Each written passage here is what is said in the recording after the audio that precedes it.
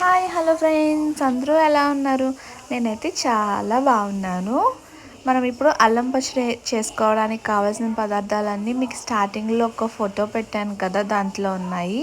తర్వాత స్టవ్ మీద బాండీ పెట్టుకోవాలి, కొంచెం ఆయిల్ వేసుకోవాలి. ఆయిల్ అంతా హీట్ ఎక్కిన తర్వాత ఎండుమిర్చి వేసుకోవాలి. మీరు ఎంత కారం అయితే తినగలరు దాన్ని బట్టి వేసుకోవాలి, ఎందుకంటే అల్లం ఘాటుగా ఉంటుంది కదా. తర్వాత అల్లాన్ని ఇలాగ పైన లేయర్ అంటే తొక్క తీసేసి ఇలాగ చిన్న చిన్న ముక్కలుగా చేసుకోవాలి. అవి కూడా కొంచెం మిర్చి వేగిన తర్వాత అల్లం ముక్కలు కూడా వేసేసుకోవాలి. తర్వాత మనకి మినపప్పు కూడా వేసేసుకొని ఇలాగ స్లో ఫ్లేమ్లో పెట్టి అలా కలుపుతూ బాగా వేయించుకోవాలన్నమాట.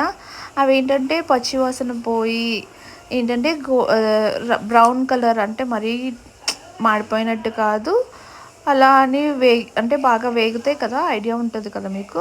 అలా వేయించుకోవాలి. అలా వేయించుకున్న దాన్ని ఫ్యాన్ వేసి చల్లారబెట్టుకోవాలి. తర్వాత ఇలాగ మిక్సీలో వేసుకోవాలి. అంటే వేడిగా ఉన్నప్పుడు మిక్సీ వేస్తే ఇదవుతుంది కదా, అందుకని చెప్పి ఇలాగ చల్లారిన తర్వాత ఇలా మిక్సీ వేసుకోవాలి. ఇప్పుడు సరిపడిన సాల్ట్ అయితే వేసుకోవచ్చు, సాల్ట్ కానీ కల్లుప్పు కానీ. నేనైతే కల్లుప్పు వేస్తున్నాను. ఇలాగ మిక్సీ పట్టేయాలి. మనం తర్వాత బెల్లం కూడా వేస్తాము. తర్వాత చింతపండు నానబెట్టి ఇలా పిసికి పక్కన పెట్టుకోవాలి, పిప్పి లేకుండా. తర్వాత బెల్లం దంచేసుకొని ఇలాగ ఇందాక మనం మిక్సీ చేసుకున్నాం కదా, దాంట్లో ఈ బెల్లం కూడా వేసేసి అంతా బాగా కలిసే విధంగా మనం మిక్సీ పట్టుకోవాలి.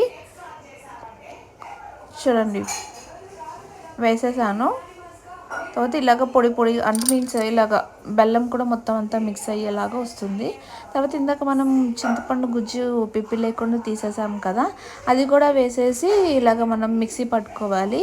చూడండి, మరీ అంత మెత్తగా కాదు, మరీ అంత బరకగా కాదు, మీడియంగా చేసుకోవాలన్నమాట మిక్సీ. చూడండి, అయిపోయింది. ఇప్పుడైతే మనం తాలింపు అయితే వేసేస్తున్నాము. స్టవ్ మీద బాండి పెట్టుకొని మళ్ళీ కొంచెం ఆయిల్ వేసుకొని పోపులు అయితే వేసేసుకోవాలి. పోపుల్లోని ఆవాలు, జీలకర్ర, మినపప్పు, శనగపప్పు, తర్వాత కొంచెం 2 ఎండుమిర్చి, కరివేపాకు అన్నీ వేసేసి అవి వేగిన తర్వాత మనం ఇందాక మిక్సీ చేసుకున్న అల్లం పచ్చడి ఏదైతే ఉందో అది వేసేసుకొని ఇలాగ పోపు పెట్టేసుకోవడమే. దీన్ని తింటే చాలా యమ్మీగా ఉంటుంది పెసరట్లో.